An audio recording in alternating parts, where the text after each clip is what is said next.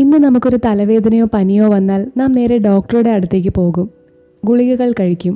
എന്നാൽ നൂറ്റാണ്ടുകൾക്ക് മുൻപ് എന്തായിരുന്നു അവസ്ഥയെന്ന് നിങ്ങൾ എപ്പോഴെങ്കിലും ചിന്തിച്ചിട്ടുണ്ടോ? ചരിത്രത്തിൽ മനുഷ്യർ ഉപയോഗിച്ചിരുന്ന ചില ചികിത്സാ രീതികൾ കേട്ടാൽ അതൊരു കെട്ടുകഥയാണെന്നേ നമ്മൾ വിശ്വസിക്കൂ. അതിൽ ആദ്യത്തേതാണ് ട്രെപ്പനേഷൻ.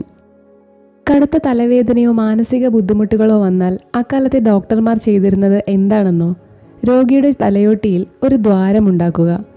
മരപ്പണിക്കാർ ഉപയോഗിക്കുന്നത് പോലുള്ള ഉപകരണങ്ങൾ വെച്ച് ജീവനുള്ള ഒരു മനുഷ്യൻ്റെ തലയോട്ടി തുരക്കുന്നത് ഒന്ന് സങ്കല്പിച്ചു നോക്കൂ. ശരീരത്തിലെ ദുഷ്ടശക്തികൾ ഈ ദ്വാരത്തിലൂടെ പുറത്തു പോകും എന്നായിരുന്നു അന്ന് ആളുകൾ വിശ്വസിച്ചിരുന്നത്.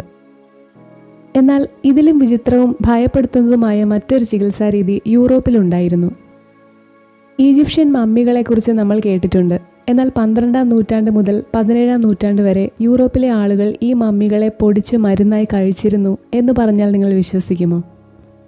മമ്മിയ എന്നായിരുന്നു ഇതിൻ്റെ പേര്.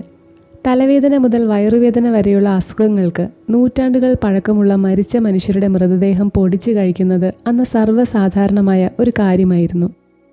കേൾക്കുമ്പോൾ ഒരു ഹൊറർ സിനിമയിലെ രംഗം പോലെ തോന്നാം. എന്നാൽ യൂറോപ്പിലെ രാജാക്കന്മാർ പോലും ഈ വിചിത്രമായ മരുന്ന് സ്ഥിരമായി കഴിച്ചിരുന്നു എന്നതാണ് വാസ്തവം. ഇനി 19-ാം നൂറ്റാണ്ടിലേക്ക് വന്നാലോ? ഇന്നത്തെ കാലത്ത് മയക്കുമരുന്ന് ഉപയോഗിക്കുന്നത് വലിയ കുറ്റകരമാണെന്ന് നമുക്കറിയാം. എന്നാൽ അക്കാലത്ത് കുട്ടികൾക്ക് ചുമയോ പല്ലുവേദനയോ വന്നാൽ അത് മാറാൻ കൊക്കെയിൻ, ഹെറോയിൻ എന്നിവ അടങ്ങിയ സിറപ്പുകളായിരുന്നു ഡോക്ടർമാർ നിർദ്ദേശിച്ചിരുന്നത്. ഫാർമസികളിൽ ഇത് വളരെ എളുപ്പത്തിൽ ലഭിക്കുകയും ചെയ്തിരുന്നു.